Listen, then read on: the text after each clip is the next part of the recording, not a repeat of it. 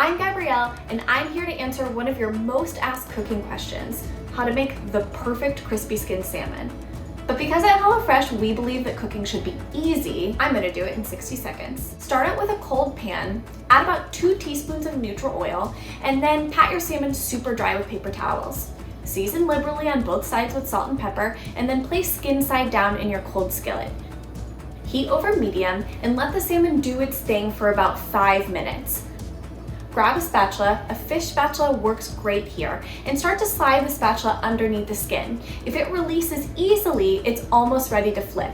If it doesn't, let it hang out for another minute and try again.